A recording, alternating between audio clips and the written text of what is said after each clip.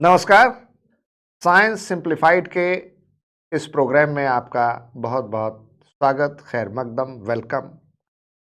हमारे science and technology के expert Puneet sir किसी परिचय के मोहताज नहीं हैं। आप इनको कई बार हमारे चैनल पर देख चुके हैं और इनके जो स्टूडेंट्स हैं इनको बहुत अप्रिशिएट करते हैं, इनके नॉलेज, इनकी कम्युनिकेशन स्किल और इनकी वर्सेटैलिटी के लिए।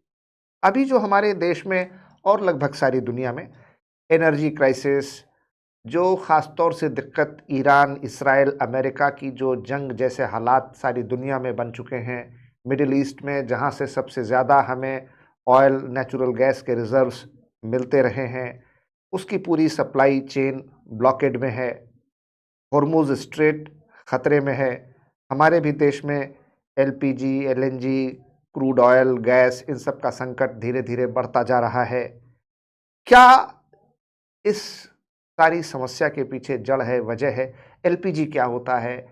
ये दूसरे gas, crude oil, petrol, diesel से कैसे अलग होता है? ये जो हम लोग एक सामान्य नागरिक हैं, अगर उसको आसानी से समझना चाहें तो हम बात करेंगे अपने एक्सपर्ट पुनीत सर से।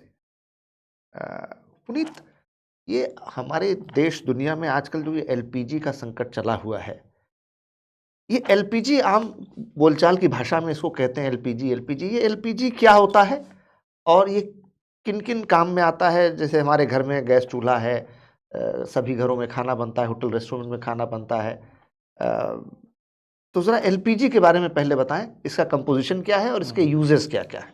देखिए सर, कहा जाता है कि धरती माँ है और जो धरती है वो तरह तरह के रिसोर्सेज हमें देती। खाना हमें सारा का सारा धरती से प्राप्त होता है। बिल्कुल। मिनरल्स, सोने से लेकर चांदी, सोना, मैग्नीज, कोयला सब धरती से निकलता है।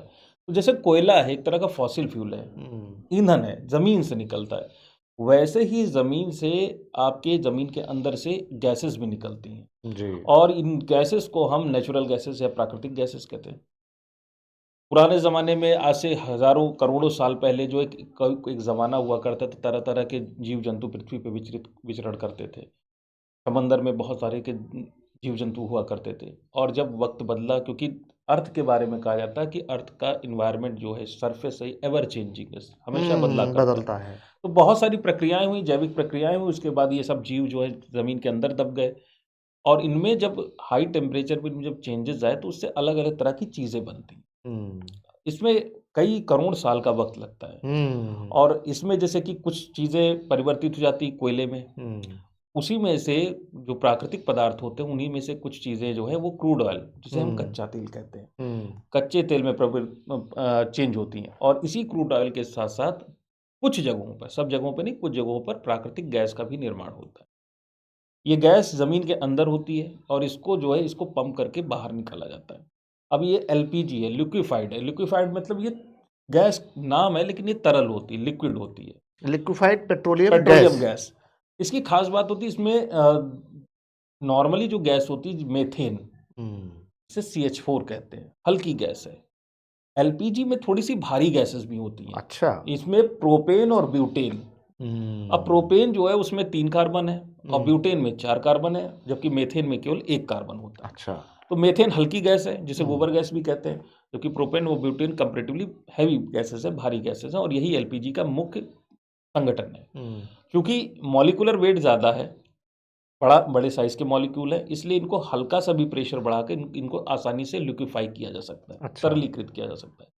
तो एलपीजी क्या है? प्रोपेन और ब्यूटेन नाम की गैसों का मिक्सचर है जिसको थोड़ा बहुत दाब देकर आसानी से लिक्विफाई किया जा सकता है। इसलिए आप देखिए घर के जो सिलेंडर हमारे होते हैं उनमें एलपीजी होती है, that is a mixture of propane and butane. और इसको कम प्रेशर पे ही लिक्विफाई किया जा सकता है, आसानी से लिक्विड कंडीशन में बनी रहती, इसलिए घर के सिलेंडर हल्के होते हैं। जबकि गाड़ियों में मीथेन गैस भरी जाती है जिसको हम सीएनजी कहते हैं। अच्छा। और सीएनजी मॉलिक्यूलर वेट उसका कम है, इसलिए उसको हाई प्रेशर पर डालना पड़ता है, तब जाके वो कंप्रेस होकर अंदर जाती है, तब उसको स्टोर करना पड़ता है और इसलिए सीएनजी का सिलेंडर आपका भारी होता है। तो ये दोनों में बहुत बड़ा अंतर है, एलपीजी और सीएनजी। अब इसी में से गैस आती है एलएनजी, लिक्विफाइड सीएनजी मतलब कंप्रेस्ड नेचुरल गैस। उसको लिक्विफाई नहीं करते, उसको कंप्रेस करते, हाई प्रेशर पे उसको कंप्रेस करके रखा जाता है। और इसलिए उसके 2 तरीके, या तो उसे ठंडा करके कंप्रेस कर लीजिए या उसे बहुत हाई प्रेशर पे रखिए, तब जाके वो कंप्रेस हो पाएगी। तो कम टेम्परेचर पे तो गाड़ियों में रखा नहीं जा सकता, वो उसकी ऐसी कोई तकनीक है नहीं, तो उसे हाई प्रेशर पे रखते हैं, वो इसलिए गाड़ियों के सिलेंडर भारी होते हैं। तो ये एलपीजी का यूज़, जैसे कि हमारे देश के साथ ये बड़ा दुर्भाग्य है कि हम पेट्रोलियम पदार्थों में निर्धन हैं। पेट्रोल का कंजप्शन डिमांड हमारे यहाँ अगर 100 लीटर की है तो पैदा मात्र 20 लीटर होता ठीक है। है। मैक्सिमम जो पेट्रोलियम पदार्थ हैं जो ईंधन के लिए प्रयोग होते हैं वो हमें दूसरे देशों से, पेट्रोलियम रिच कंट्रीज से मंगाना पड़ता है, मंगाना जिसमें आपके जो खाड़ी देश हैं, जो पर्शियन गल्फ के आसपास के देश हैं, वहाँ पर इनकी प्रचुरता ज़्यादा है, जैसे सऊदी अरब है, कतर है, ईरान है, इराक है, ये सारे देशों में पेट्रोलियम पदार्थ प्रचुर मात्रा में पाए जाते हैं। और वहाँ से इनको लाने का, इंडिया तक लाने का एक तरीका, एक सकरा सा रास्ता है जिसे स्ट्रेट ऑफ हॉर्मुज कहते हैं। अब स्ट्रेट ऑफ हॉर्मुज पे ईरान की लड़ाई चल रही, तो इसलिए भारत तक पेट्रोलियम पदार्थ के साथ साथ एलपीजी गैस के सिलेंडर, जो बड़े बड़े शिप्स हैं जिनमें ये लिक्विड कंडीशन में होती है, वो उनका आना बंद हो चुका है लगभग। और इसी वजह से भारत में क्राइसिस जैसी कंडीशन पैदा हो रही है। तो ये है एलपीजी गैस। अब ईंधन के तौर पे इसका प्रयोग होता है। इसकी एक सगी बहन है जिसको एलएनजी भी कहते हैं, लिक्विफाइड नेचुरल गैस, वो मेथेन होती है। अब एलपीजी पेट्रोल के सिलेंडर शिप्स नहीं आ रहे हैं, एलपीजी के शिप्स नहीं आ रहे, साथ साथ एलएनजी के शिप्स भी नहीं आ रहे, और ये अच्छा। भारत के लिए बहुत ही खतरनाक स्थिति, क्योंकि अगर एलपीजी का सिलेंडर आपको कम मिलेगा, नहीं मिलेगा, तो आप दूसरे तरीकों पे शिफ्ट कर सकते हैं। आप लकड़ी से खाना बना लेंगे, आप कोयले से खाना बना लेंगे, लेकिन एलएनजी की जब सप्लाई, जब इंडक्शन का यूज़ कर लें, माइक्रोवेव का यूज़ कर लें, कुछ इनपुट्स लगाने पड़ेंगे आपको, लेकिन खाना कम से कम बंद हो जाएगा। एलएनजी में समस्या है कि एलएनजी जो है, जो भारत आती है, उसका यूज़ होता है फर्टिलाइज़र बनाने में। ओहो, तो खेती किसानी पर संकट पैदा हो और जाएगा। फर्टिलाइज़र में अभी जो लेटेस्ट आंकड़ा है, जब से ये संकट चल रहा है, भारत में प्रतिदिन जो अभी प्रोडक्शन ड्रॉप किया, करीब करीब 8 लाख टन जो यूरिया फर्टिलाइज़र जैसे फर्टिलाइज़र, उनकी प्रोडक्शन पहले से ड्रॉप कर चुका है। ओहो, तो बहुत बड़ा खाद का संकट बहुत पैदा बड़ा हो जाएगा। खाद का संकट डेवलप होता जा रहा है, और लगातार अभी देखा गया कतर में कल परसों जो है हमला हो गया। उनकी जो एलपीजी रिफाइनरी है, इसी तरह से एलएनजी की फैसिलिटीज़ जो है कतर में है, सऊदी अरेबिया, उन पे हमला हो रहे हैं। तो अभी तक तो ये था कि शिप ही नहीं आ पा रहा है, अब तो ये सोर्स जो तेल का कुआं है उसी को नष्ट कर दिया। और ये अगर इसी तरह से बढ़ता रहा तो आने वाले समय में गैस, बड़ा ही मतलब दुखी मन से कहना पड़ता है, गैस का संकट तो भारत में आएगा।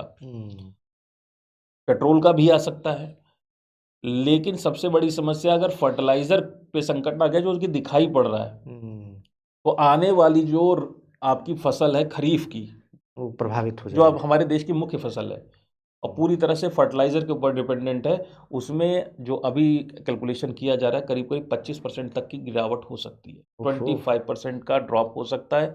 और इसमें दो समस्या हैं, एक तो मध्यम वर्गीय परिवार और निम्न वर्गीय परिवार, उनके लिए समस्या है कि फूड ग्रेन्स के दाम बढ़ जाएंगे।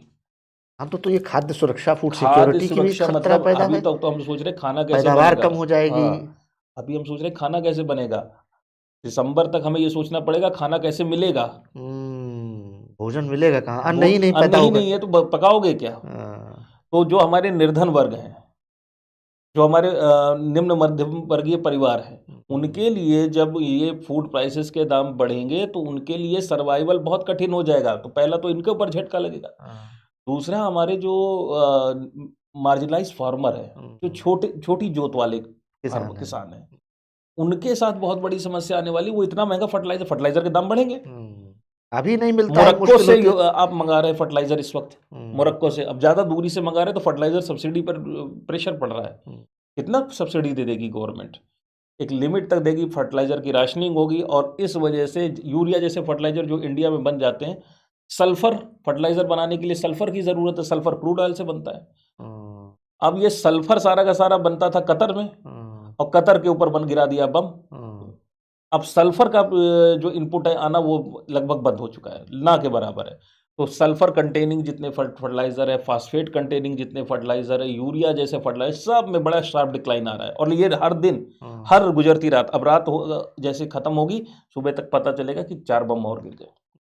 तो इसमें ईरान हो, चाहे इराक हो, चाहे सऊदी अरब हो, चाहे कतर हो, कहीं भी एक गोली चल रही है, वो गोली चल तो वहां रही है, सीना जो है हमारे देश के किसान का छल नहीं हो रहा है। हमारे देश का गरीब जो है उसके ऊपर वो इनडायरेक्टली आके बम लग रहा है।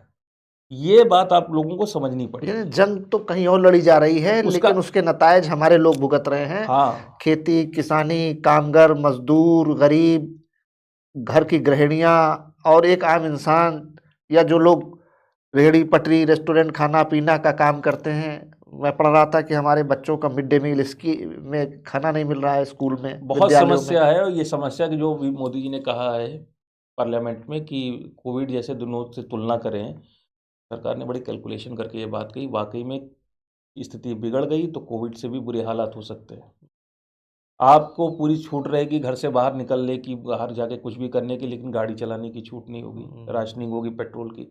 पूरा का पूरा petroleum sector, transport sector diesel driven है, वो सारा ठप हो जाएगा। एयरलाइंस के फ्यूल चार्जेस बढ़ जाएँगे, टिकट की दरें बढ़ेंगी, रेलगाड़ियों तक का यूज़ जो डीज़ल इलेक्ट्रिक रेल्स हैं, उनके प्राइसेस बढ़ जाएँगे। नहीं नहीं, हर चीज के दाम और बढ़ जाएंगे, क्योंकि सब आप तो समझ ट्रांसपोर्टेशन से ही और आती आप हैं। समझिए दवा, शहरों बिजली, हाँ, खाना दवा, पीना, बिजली, खाना, फल, कपड़ा, फास्ट मूविंग कंज्यूमर गुड्स सब कुछ महंगा हो जाए। ट्रांसपोर्टेशन से चलता है। हाँ। तो ट्रांसपोर्टेशन में अगर 1,000 रुपए की ट्रांसपोर्टेशन कॉस्ट बढ़ती है तो 1,500 रुपए वो अंत में जाके कंज्यूमर को मिलता है। तो एक तो आपका जो कच्चा माल है, जो अनाज है, वो महंगा हो रहा है, दूसरा उसका ट्रांसपोर्टेशन महंगा हो रहा है, तो और तीसरी चीज, ये सारा जब इस तरह की समस्या आएंगी तो लोगों के पास अनएम्प्लॉयमेंट की समस्या बढ़ेगी, और वो छोटी मोटी नहीं होगी, काफी बड़ी अनएम्प्लॉयमेंट की समस्या आने वाली है। तो आपकी आमद आमदनी कम हो रही है, और दूसरी तरफ से महंगाई बढ़ रही है, रुपया का डिवैल्यूएशन हो रहा है, रुपया लगातार कमजोर होता जा रहा है, हर चीज़ें आपको बाहर से महंगी पड़ेंगी, तो आपके लिए बड़ी समस्या आ रही है। भारत देश के लिए ये समस्या अभी लोग समझ नहीं पा रहे हैं कि कितनी बड़ी विकराल समस्या उनके सामने मुँह खड़ी हुई है। तो ये दिक्कत बहुत बड़ी है भारत के लिए, और इससे कैसे निकलेगा भारत, क्योंकि मेन सोर्स है वही नष्ट हो गया है। और आने वाले जो अभी कैलकुलेशन किए जा रहे हैं कि आने वाले 5-6 साल तक शायद सप्लाई फिर से रिस्टोर ना हो पाए, लंबा तो नुकसान मेरा होगा। आखिरी सवाल आपसे कि क्या कोई सूरत हाल है जिससे कि हम कुछ विकल्प, कुछ ऑप्शंस, कुछ चॉइसेस, या कैसे इस समस्या से हम बाहर आ सकते देखिए, हैं? अभी तक जो भारत में जो मेन स्ट्रीम मीडिया में बात हो रही है, वो बात हो रही है कि इंडक्शन पे शिफ्ट हो जाओ या माइक्रोवेव पे शिफ्ट। समस्या वो है ही नहीं। ये तो सामने दिखने वाली समस्या, ये 1-2 महीने की भाई, जब समस्या कि अनाज ही नहीं होगा तो अनाज ही नहीं होगा तो इंडक्शन पे इंडक्शन जाओगे से या माइक्रोवेव पे जाओगे, बनाओगे पकाओगे बनाओगे, क्या? पकाओगे क्या? ये समस्या है। और जो यूरिया जैसी खादें जो हमारे यहाँ बन जाती हैं, हमारे यहाँ ही कच्चा माल मिल जाता है, थोड़ा बहुत हम प्रोक्योर कर सकते हैं। तो किसान के पास जब अन्य खाद खरीदने का विकल्प है तो केवल यूरिया डालना है खेत में, उससे फर्टिलाइजर इम्बैलेंस पैदा हो रहा है। तो ये दिक्कतें बहुत ज़्यादा हैं। देश के सामने समझिए युद्ध जैसी स्थिति आकर खड़ी हो गई, जिसके बारे में देशवासियों को अभी पता नहीं है। और सब एक दूसरे से इंटरलिंक्ड हैं हाँ, सारी इंटरलिंक्ड है। कि गैस, पेट्रोल, डीजल, चूंकि ये नहीं मिल रहा देखिए है तो उसका असर, कैस्केडिंग हाँ, इफेक्ट देखिए हम इकोनॉमी के हर सेक्टर जी, पर पड़ जैसे रहा है। हम लोग बात करते हैं कि पुराने ज़माने में जो प्रागैतिहासिक मानव था, जो केवमैन कहते थे, होमो सैपियंस था, और हम भी होमो सैपियंस। हम में उसमें अंतर क्या? 2 ही चीज़ों का अंतर है, एनर्जी और टेक्नोलॉजी का। बस बस बस, हाँ। उसके पास एनर्जी कंज़म्पशन कम था, वो कम एनर्जी यूज़ करता था, हम एनर्जी यूज़ ज़्यादा करते, उसको टेक्नोलॉजी से पिछड़ा हुआ था, हम टेक्नोलॉजी में आ गए। आपकी एनर्जी जैसे एनर्जी प्रोडक्शन नीचे गिरता है, आपकी टेक्नोलॉजी भी काम करना बंद कर देती है, और आप भी किधर केवमैन की तरफ शिफ्ट होना शुरू हो जाते हैं। तो आपके जीवन का स्तर अच्छा नहीं होने वाला इस लड़ाई से। जीवन का स्तर हर भारतीय, चाहे वो, ये बात समझिएगा, ये समस्या में भारत का निर्धन व्यक्ति से लेकर मुकेश अंबानी तक सब लोग प्रभावित होंगे, क्योंकि पेट्रोलियम से रिलेटेड जो चीज़ें हैं, डायरेक्टली इनडायरेक्टली पेंट, वार्निश, जितनी भी नैरोलैक जैसी कंपनियां, इनपुट कॉस्ट बढ़ने वाली है सबकी। सीमेंट वगैरह महंगे हो गए, आपके सरिया महंगा हो रहा है, तो ये सारी चीज़ें दिक्कत कर रही है। भारत के लिए अच्छी बात नहीं है, देश के लिए। और इतना बड़ा देश, इतनी बड़ी जनसंख्या, इतने ज़्यादा हम कैसे हंग्री स्टमक, हंग्री माउथ सामने खड़े हुए हैं, तो कैसे गवर्नमेंट मैनेज करेगी? ये एक बड़ा मोदी सरकार हिमालयन के लिए अग्नि हरक्यूलियन परीक्षा टास्क। है। ये मोदी सरकार के लिए अग्नि परीक्षा है। कोविड से बड़ी चुनौती है ये। हाँ, कोविड से बड़ी चुनौती कह सकते हैं इसको। अगर ये बिगड़ गई स्थिति, और बिगड़ती ही जा रही, हर रात मैं कह रहा हूँ, हर रात स्थिति बिगड़ रही, क्योंकि हर रात नए नई बॉम्बिंग्स हो जाती हैं।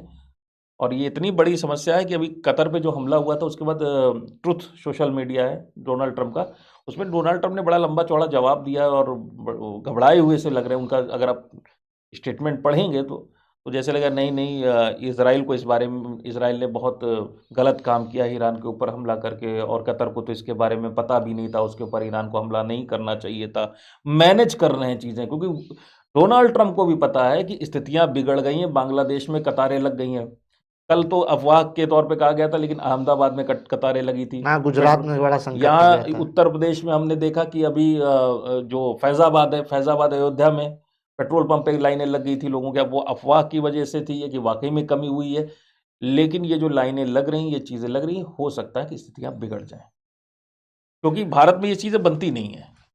देशवासियों, हमारे इस साइंस सिंप्लीफाइड प्रोग्राम से हम ज़रूर आप तक ये संदेश देना चाहेंगे कि आप सच्चाई को जानें, लेकिन घबराएं नहीं, पैनिक न हो और अपने जिम्मेदार नागरिक के रूप में कर्तव्य निभाएं, सरकारी दिशा निर्देशों का पालन करें, आवश्यकता से अधिक खपत न करें और जब तक संकट नहीं टल जाता, तब तक स्थिति को सामान्य बनाए रखने में जो भी देश के प्रति आपका योगदान है, उसको लेकर सचेत रहें, सजग रहें, अफवाहों से बचें। इसी के साथ आपसे निवेदन है कि हमारा प्रोग्राम साइंस सिंप्लीफाइड देखते रहें, लाइक करें, शेयर करें और हमारा चैनल सब्सक्राइब ज़रूर करें। बहुत बहुत धन्यवाद, शुक्रिया, जय हिंद।